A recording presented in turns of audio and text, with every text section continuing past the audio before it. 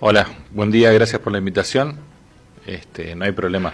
Se entiende la concentración cuando uno está ocupado e interesado por los temas, y bueno, más con los carcachos, que son tan caros a la memoria. Desde ya que sí, creo que a todos los argentinos. Sí, Y bueno, realmente nos trae aquí un tema que en este momento pega muy fuerte, fundamentalmente en la sociedad resistenciana digo. No es un tema que nace hoy, es un tema recurrente. Es un sí. tema que ya tiene raíces, digamos, en las conformaciones de las distintas sociedades y en distintas partes del mundo. Pero aquí en Resistencia fundamentalmente decanta en una situación bastante peculiar, ya que desde la perspectiva de quien te habla y no de la perspectiva jurídica, es una especie de asesinato inducido. Digo, porque el bullying por ahí va empujando a situaciones que fundamentalmente los jóvenes no tienen mecanismo de defensa, y por ahí es muy difícil, y es responsabilidad de nosotros los mayores empezar a disparar estos temas fundamentalmente en los medios de comunicación. ¿Cuál es tu opinión al respecto? Bueno, la verdad es que yo lo miro desde una visión muy amplia y explico por qué. Comienzo por mi historia personal.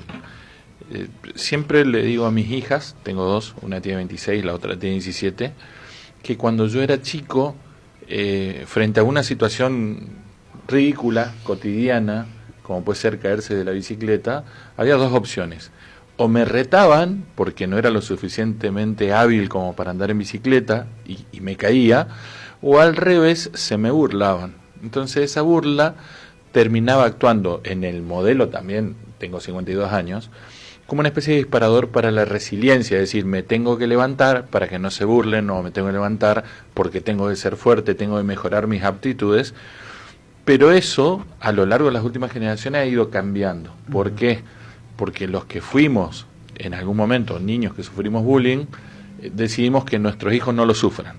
Lo que no nos damos cuenta es que en ese proceso no les enseñamos a no realizar actos de bullying para con otros. Entonces, hoy en el mundo de las tecnologías, de las redes sociales, cualquier tipo de situación de estas características terminan siendo disparadores que, primero, inciden en la psiquis de los niños y de los adolescentes, pero que nosotros le quitamos la posibilidad de respuesta. Es decir, cuando nosotros tratamos de que a nuestros hijos no le pase nada mal, en realidad no le estamos dando algunas herramientas que por ahí, mirándolo para la luz de los estoicos, por ejemplo, son cuestiones necesarias. Es decir, entender que no estamos solos en esta sociedad y que no todos somos buenos como nosotros creemos que lo son, y que eso puede incidir en nuestra conducta y en nuestra psiquis, como lamentablemente ocurrió con esta joven. Claro, ¿y qué piensa del rol de la institución en este caso, no? Porque estamos hablando de cuestiones que empiezan a fallar, ¿no? De autoridades que tienen que estar presentes, quizás también de un sistema educativo que debería educar en cuanto a salud emocional, ¿no? Sí, la primera cuestión, avanzando sobre la cuestión de las autoridades educativas, nosotros en el 2013 logramos como sociedad, como colectivo, logramos la sanción de una ley. Esta ley es la 26892, perdón. Esta ley no establece un delito, porque no dice las conductas abusivas o de maltrato en el ámbito escolar constituyen un delito, pero sí dicen esto, a lo que definimos bullying, o maltrato psicológico, debe ser primero analizado, visto, identificado y sobre todo suprimido, tratando de instar a los jóvenes que cometen estos actos a que dejen de hacerlo. Bueno, aquí claramente tenemos una falla. Reitero, no constituye delito el acto en sí del bullying, ¿tá? Pero sí constituye delito que una persona adulta que tiene una responsabilidad y que es un funcionario público, como lo podría ser el director de una institución, el docente, el preceptor o algún psicopedagogo que trabaje en el ámbito educativo, el no analizar y no ver esa situación. Es decir, si yo veo que se producen estos actos, tengo que tratar de que cesen, contener a la víctima, tratar de hacerle comprender a los victimarios, porque terminan siendo victimarios los chicos que llevan adelante estos actos, y sobre todo generando espacios de discusión en el ámbito educativo para resolver estos temas. Si no lo hago, claramente estamos en una presencia, sí, de un delito, pero que tiene que ver con esto que, insisto, no cumplir con lo que la ley me dice. La ley me dice que tengo que prevenir estas situaciones. Bueno, si no lo hago, incumplo con eso. Ahí ya tenemos una responsabilidad. Hay otra que es administrativa, porque cuando nosotros armamos un sistema educativo, en este sistema tenemos escuelas de niveles primario, secundario, terciario, universitario, y dejamos a cargo a personas a las que el Estado les confía la conducción de esto, no solo el proceso educativo de formar a estos jóvenes, sino también de que esto sea en un ambiente de convivencia social pacífica. Bueno, esto claramente no ocurrió, con lo cual tenemos el primer punto, yo creo, para analizar, la necesidad de, insisto, resiliencia, de evitar situaciones de bullying. Ahora bien, cuando esto ocurre y la autoridad educativa no hace nada, bueno, está cometiendo un delito para mí, y me parece que en eso se debería focalizar. Después les explico las consecuencias jurídicas, pero por lo menos analizar cuál es la responsabilidad, más allá de separarlo del cargo al director o a los docentes o a los preceptores. Claro. Ahora, me preguntaban respecto de la situación que había planteado el fiscal, de pedir la prisión preventiva para los jóvenes que eran mayores de 18 años, sí. Después de que se decantó esta situación no querida para toda la sociedad resistenciana fundamentalmente.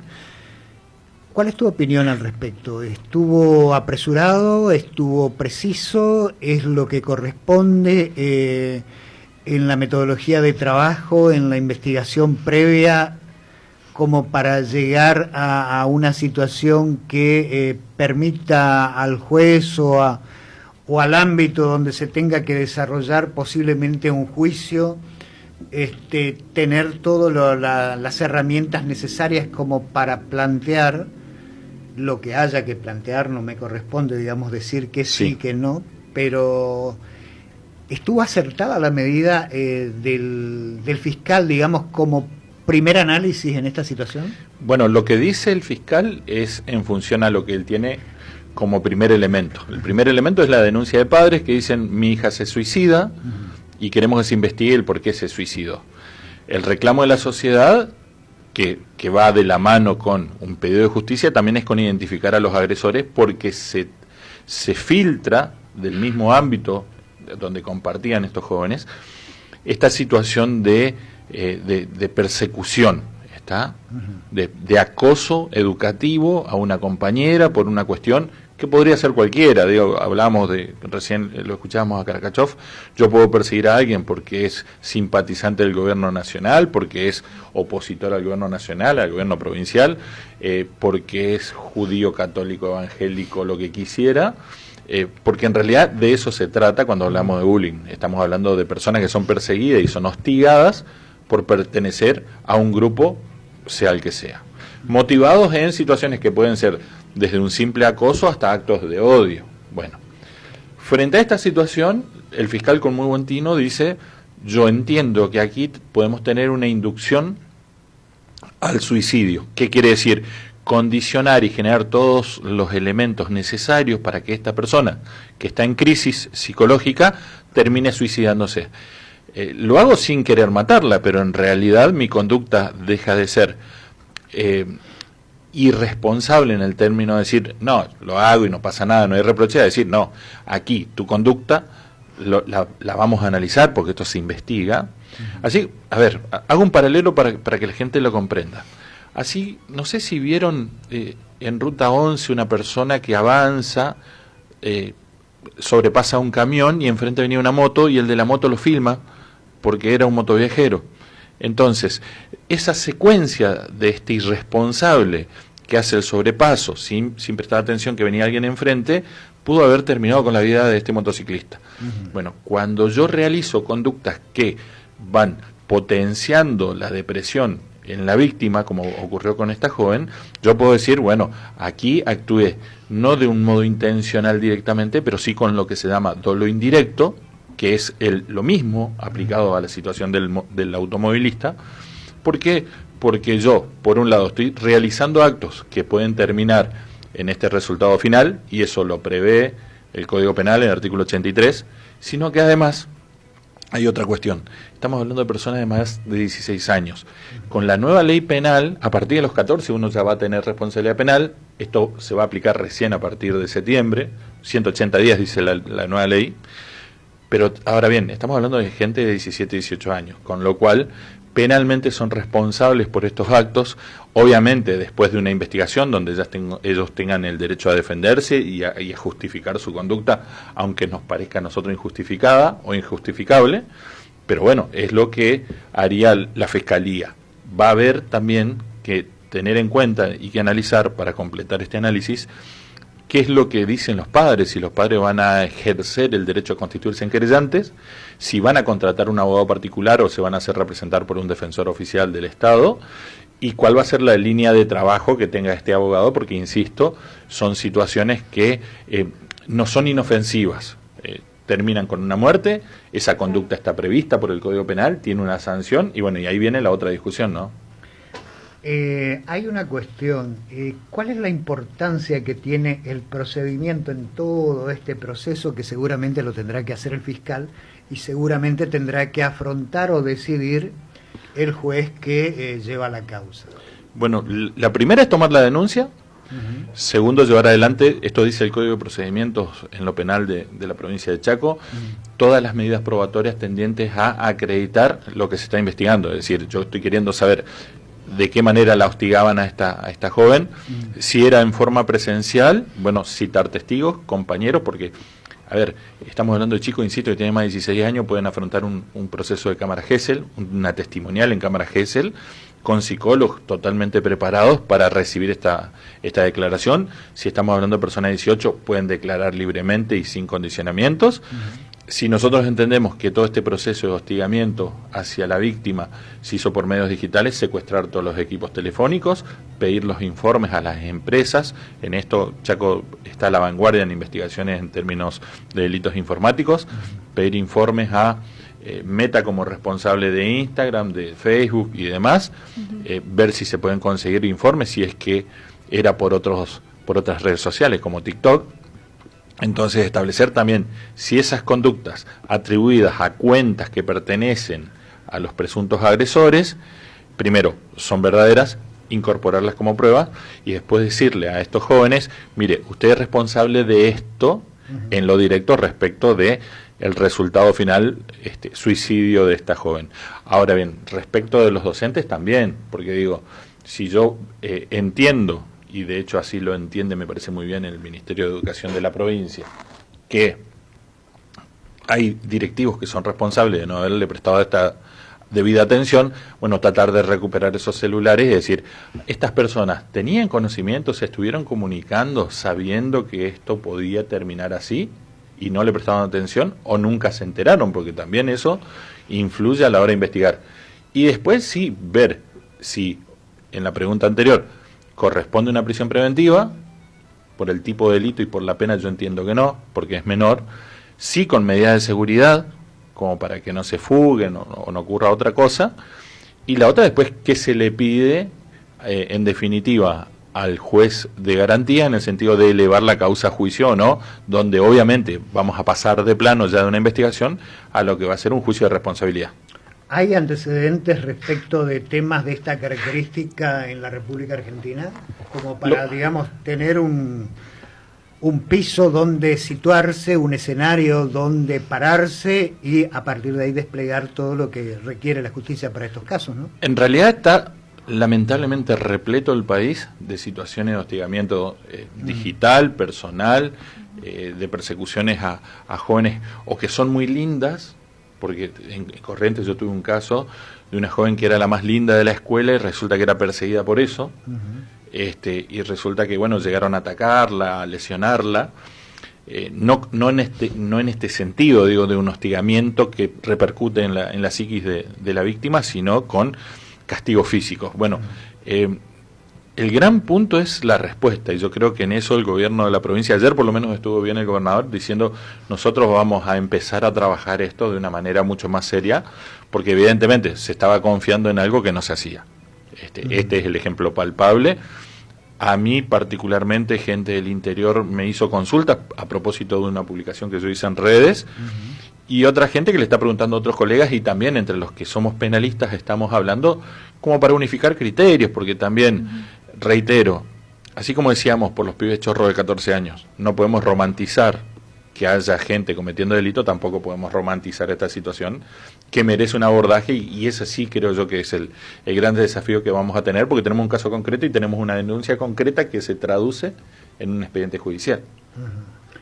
Perfecto. En la provincia del Chaco, ¿han ocurrido algunas situaciones que se han elevado a la justicia de características como la que tenemos hoy, o es la primera vez? Digo, por la repercusión y por el impacto que tiene en la sociedad y en los medios. Bueno, hasta hoy no hay conocimiento, no hay ninguna sentencia en ese sentido de que se haya judicializado. Lo que pasa es que, insisto, también muchas veces se resuelven en el ámbito educativo, y esa es la idea, que precisamente en el ambiente de la comunidad educativa uno resuelva estas situaciones, que me parece que debe ser, y perdón que me adelante, a la respuesta que le tiene que dar la justicia a esto. O sea, meter a 8 o 9 chicos presos por esto no hace más que potenciar el conflicto. Dejar a las autoridades educativas como que no pasó nada también significa potenciar el conflicto, porque es un permiso indirecto. Claro. Y bueno, y tratar de ver cómo lo resolvemos. La ley penal también tiene una respuesta para eso. Claro.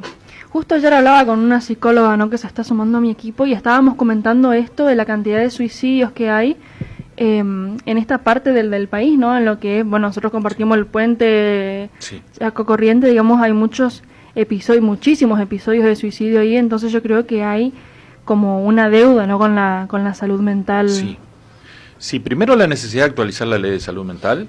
Ayer una colega de Quitilipi me llama, una madre que está cansada porque tiene un hijo con problemas de adicción, al cual lo denuncian una y otra vez, pero no hay forma de internarlo. O sea, discutir esa situación, discutir la cuestión psicológica, discutir obviamente qué hacemos con esto, y la otra que yo le agrego, discutir también con esto que están haciendo algunos jueces de establecer bozales legales para que ustedes como medio de comunicación no puedan traducir esto en un debate público. Es necesario que la sociedad tome cartas en el asunto y que diga qué piensa al respecto. Me parece que sí.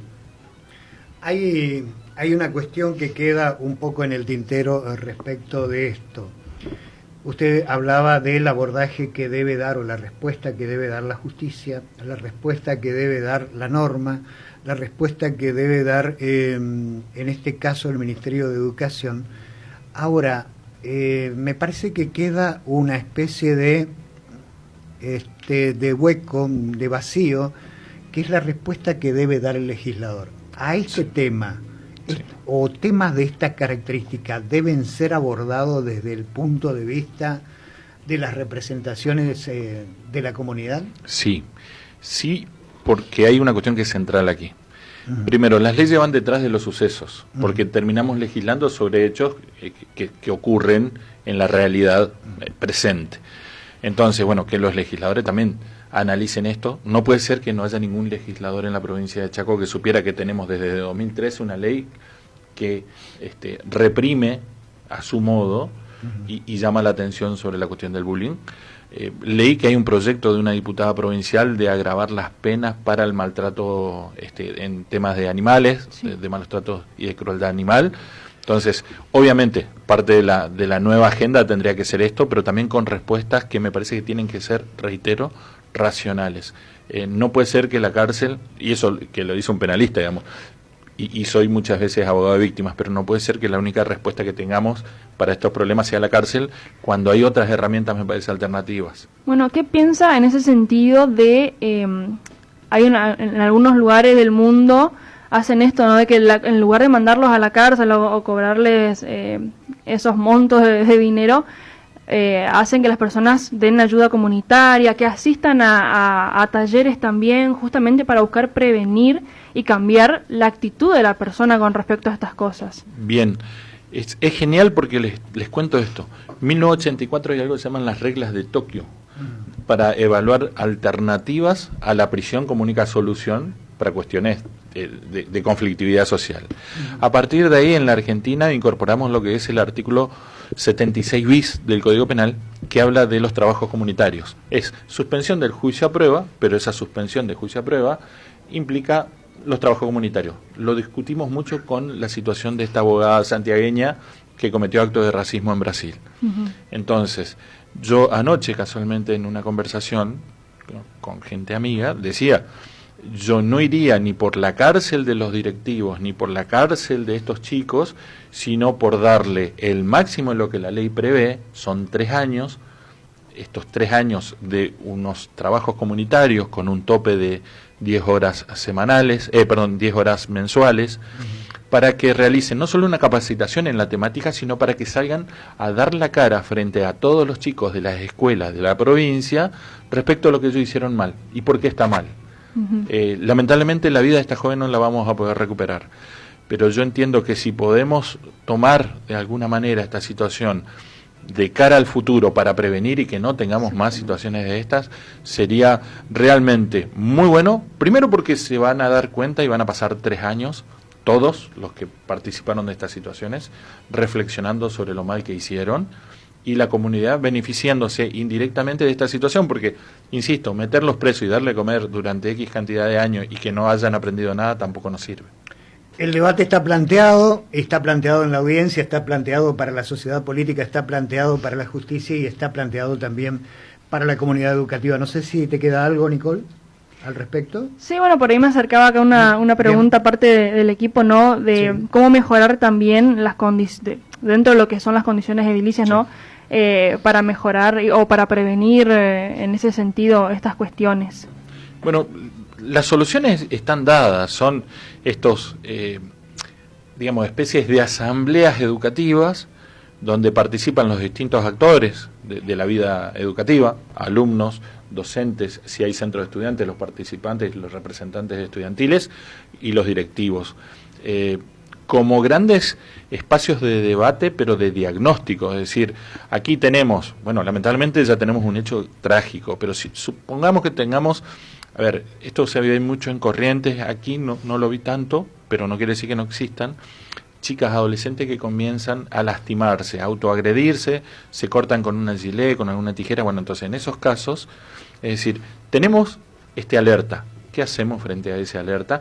¿Y qué medidas vamos a tomar para el futuro? Porque también discutir, como puede discutir una familia, en cómo resolver un problema económico familiar y no tener una respuesta a una solución alternativa, vamos a seguir en la misma, potenciando la gravedad. Así que me parece eso.